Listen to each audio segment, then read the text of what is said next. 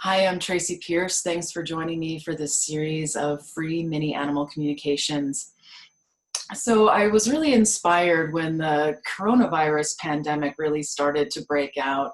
I had all these animals coming forward who wanted to speak and share their wisdom with the world. And so really that's how this series was born. And this month during May, I'm speaking to mostly live animals.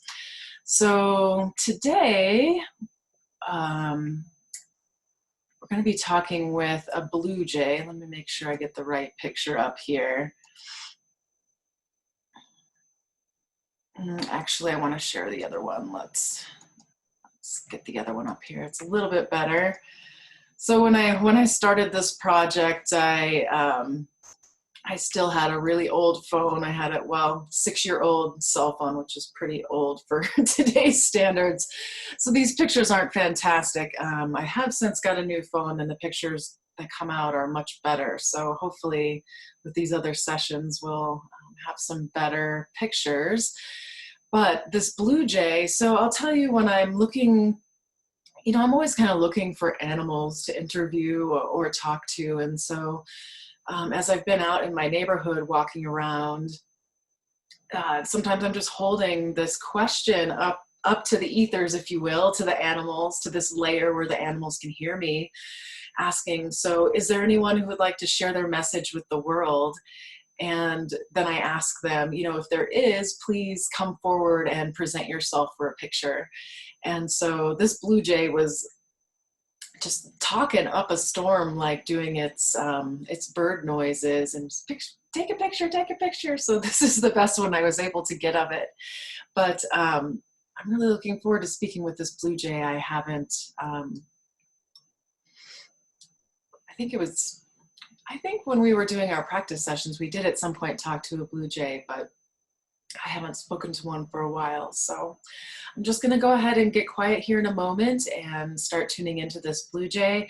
If you're joining me on Zoom, if you have questions, there should be a little button on the bottom of your bar that says chat. Just click on that and you should be able to enter any questions you have there. And if you happen to be joining me on Facebook, I've got that window open as well. If you have questions, just type them into the comment section. So I'm just going to get quiet and start tuning into this blue jay and see what it would like to tell us today.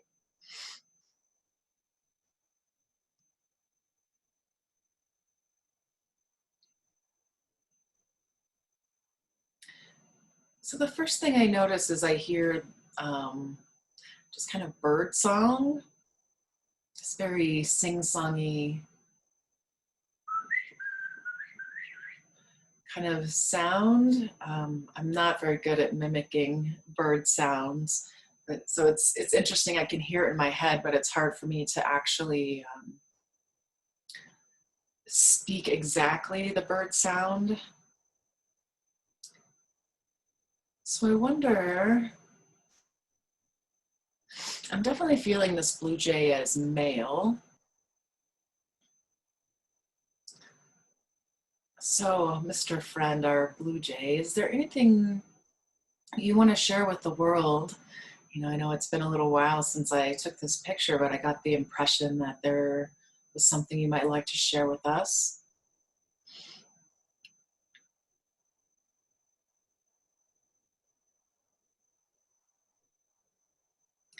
So it's showing, what I see is sort of, it's showing like its perspective of the world, how it is a bit higher. It's showing itself looking down from a tree, and there's just this sense of being higher up or having a greater view of things. And this feels like in the physical world, but also kind of on a mental level as well. Can you say more about that, Blue Jay?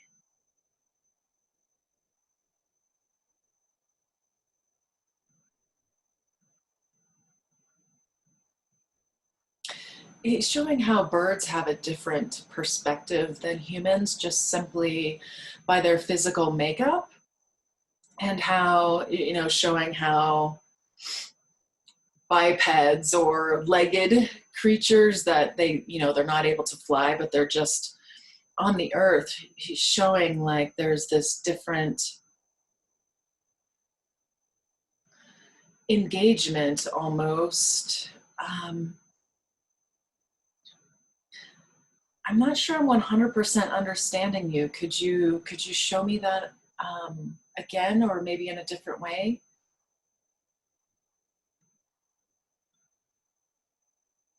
Saying, yeah, animals that are on the ground just really have a different perspective than animals that fly or that can be up above. And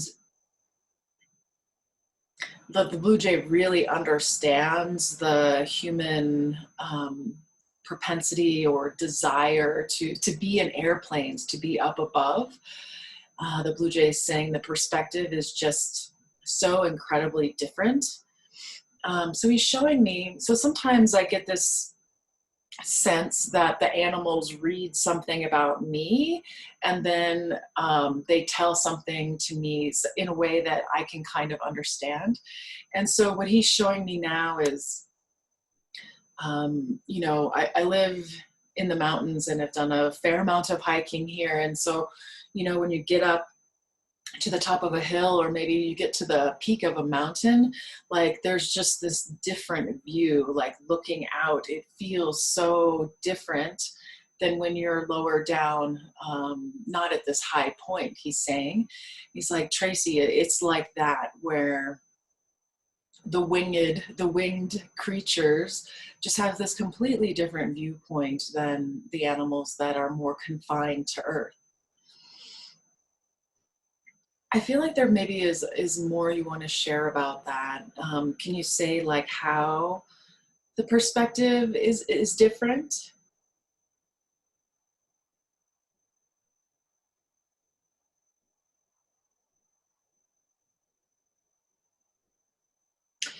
So what he's showing is almost like holding his awareness in a point. It kind of feels like in his head a little bit, but there's this way that that vision, it's almost kind of like it is physical vision, but it's also kind of like a spiritual vision, if you will. It kind of spreads out from this central point and is able to go much wider and broader, it's saying. And he's saying, like, legged creatures or creatures who are on the earth can do this too, but it's different because it's more horizontal. Whereas with the bird, it kind of comes down in this cone type fashion, or can spread out further horizontally. Like the horizon is further away, is what the bird is saying. Okay, wow, that's interesting. So I wonder what else you might like to share with us today, Blue Jay. Anything about your life, or things you feel like humans, something you want to tell the humans or share with us?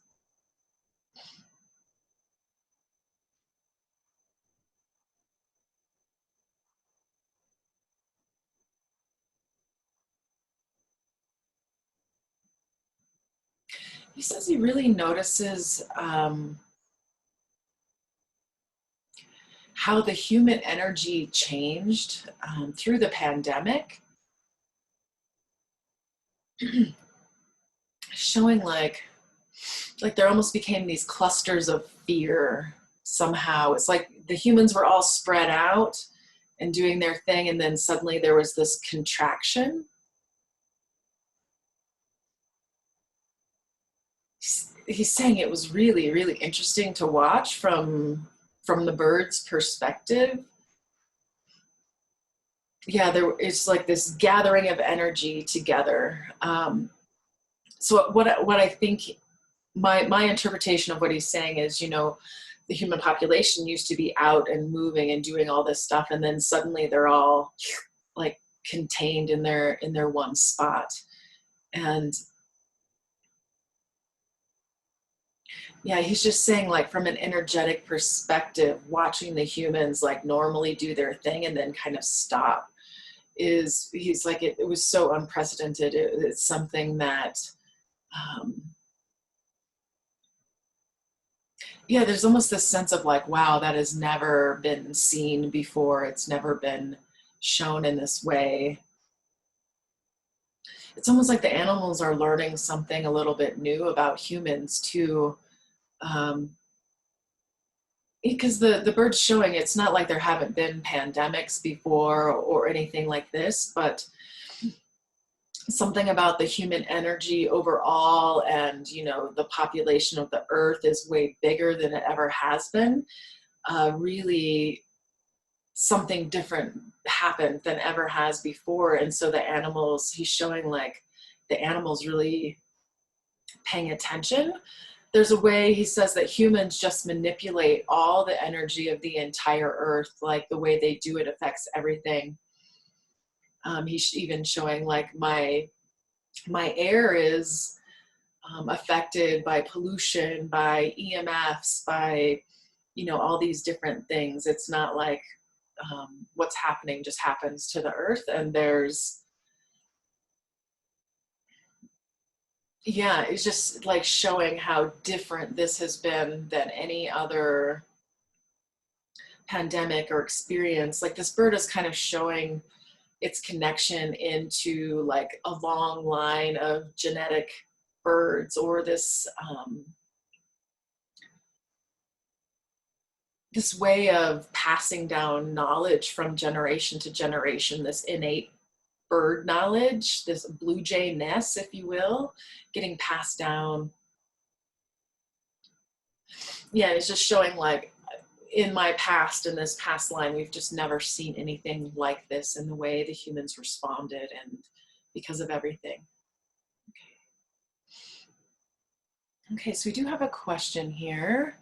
Bluejay, do you think that we as humans will ever wake up and get the idea that we must work with protecting the earth and all the creatures and stop worrying so much about ourselves?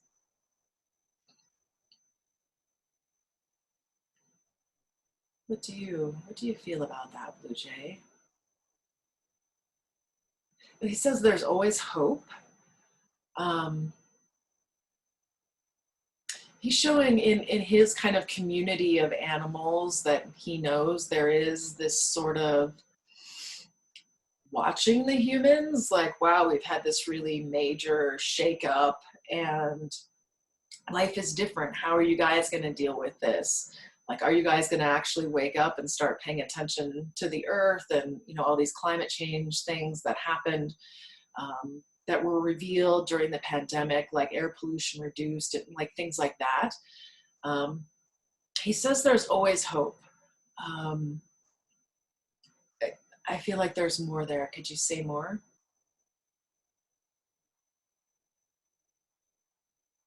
There's always a chance for this to happen. Like, so what he's showing me is almost like this chain reaction of things, and it's almost like you have to touch the right nerve, is what he's saying, that will send out the signal to the rest of the race, or the human race, that this is what is happening. We need to change. I'm not sure, he says, if the pandemic was actually a big enough shakeup for people to change the way they're doing things with the economy, or being more aware of the earth and things like this. He's like, yeah, I don't know. The only thing that we can do is kind of take it from day to day. He's showing there is this level of like telepathic communication among the animals. And he said there is a little bit of fear, at least in this level that he's plugged into, of, wow, are the humans going to mess this up? Wow, the humans really have the ability to completely decimate the whole world. So there is this sense of like the animals always watching, like, oh gosh, what are the humans going to do next, kind of thing, he says.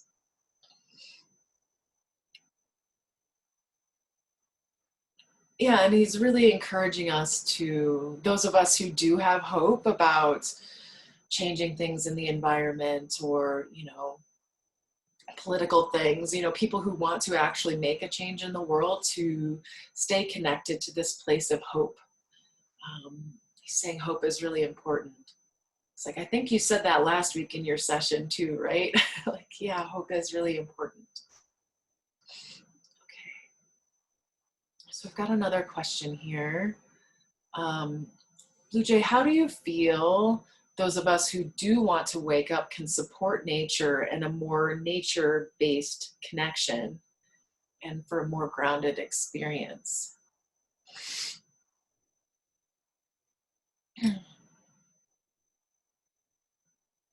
Well, he's saying it has a lot to do with remembering that you're not separate from nature. We are a part of nature.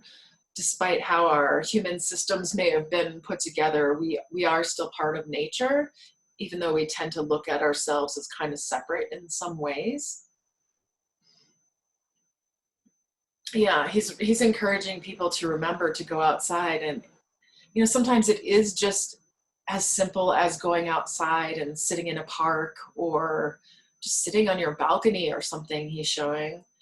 And he's saying, put your phone down, put your devices down, just being present with what is actually there in nature can be really stimulating and reminding, and help us remember why that is important. Yeah, it really does have to do with just being in touch with nature is what he's saying, and to keep touching back into that. And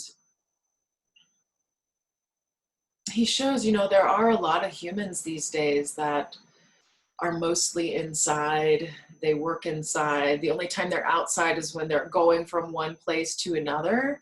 And he feels like that's really part of the breakdown, is that we don't have that physical and energetic exchange in nature. There are a lot of people who live in cities, and maybe small parks are the only kind of nature that they have exposure to, but he's saying that's better than nothing. But for those of us that do have the opportunity to go out more in the wilder parts of nature, if we feel safe doing that, like that can really nurture us. And he's showing also there's this way, like when we're in buildings and we're in the city, it's most ideal if and he's saying most people kind of automatically do this, but we hold our energy tighter when we're in these more crowded situations with more humans. And he's encouraging us that when we do go out into nature, maybe going in smaller groups or going with people that it feels comfortable to really like let your energy open and spread. And like when you're going on these walks in nature, to have some awareness of how open or closed your energy is, and just to be aware of what you're letting in and out. He says it's safer in nature to let your energy be more open than when you're in the city, is what he's saying. All right, we've got another question here for you, Mr. Bluejay. Do you feel like that will have an energetic difference on other people too? Meaning if we're connected, it will impact others positively and humanity overall.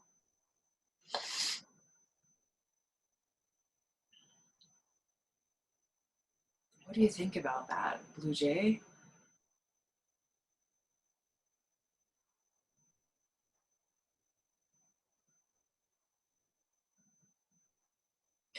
So what he's showing me is humans kind of in their own energetic bubbles, kind of bouncing off each other. It kind of reminds me of like bumper cars.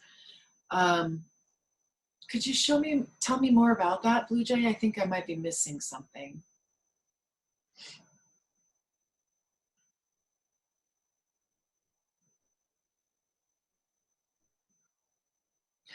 Okay, so what he's showing me is it is important to have our boundaries with other people, and this might be a message specifically for me. So let me ask: is this specifically for me, Bluejay, or is this kind of for people in general?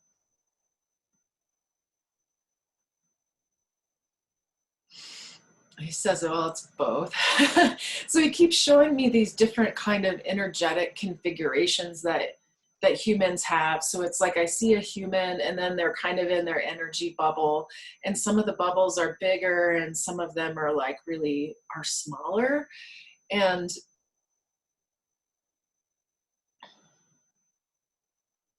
Yeah. Yeah, and that we bounce off each other in different ways. So what is it about the boundary? Like, what Kim's saying here is, being more connected. I kind of feel like, what you were saying was bring the energy open. But how does that relate to other humans and how we connect with each other?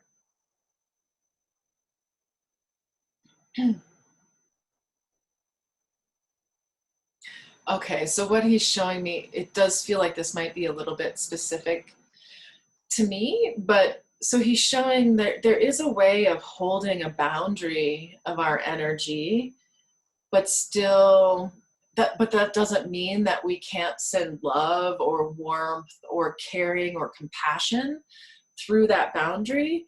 He's showing it is kind of like it's a boundary about people energetically like trying to come in and break your boundaries. He's saying having boundaries doesn't mean that you can't be loving and giving.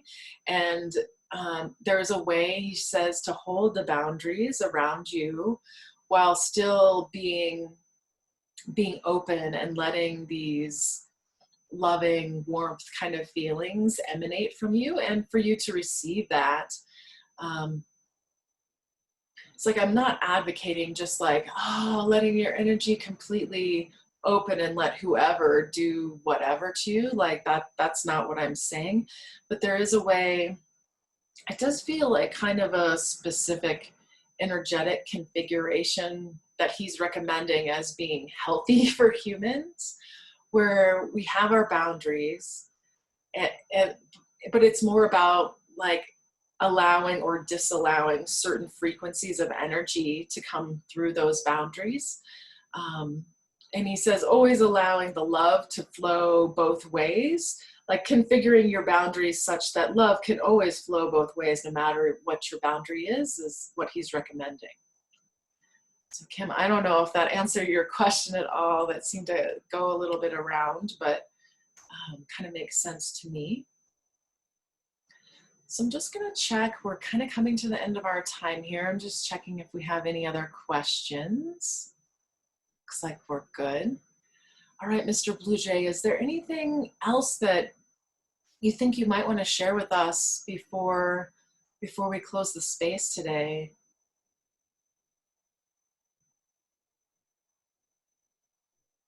So he's showing something. I think we saw this last week when we talked to the robin. He wants people, he encourages people that when you're out in nature to tune in to the songs of the birds in the forest. He says that, especially if you get to go walk in the forest, he said this is really important, where the birds hold a specific kind of frequency of the forest, like they're holding a particular energy. And if there's a way, maybe you're going for a hike and you stop and you sit on a rock and you hear the birds and you really tune into the birds. He's saying the birds can really connect you to this deeper energetic level of the forest, of the world than maybe you realize. And he really wants to encourage people to tune in when they hear singing birds. There's a way it can connect you to something even higher and more, I hear the word pristine, about the energy of nature. Ooh, I just get kind of goosebumps and tingles. I hope I can go out for a hike today and tune into some birds. All right, thank you so much, Robin. Bluejay. Robin had a similar message last week about tuning into the birds. So thank you so much to our viewers who joined us today and submitted your questions. This has been a really fun project for me to do, and I anticipate continuing to do some of these sessions probably at least once a week for the next upcoming while. I keep having animals show up and be like, hey, I've got a message, Tracy. So thanks for joining me, and until next time, take care and be well.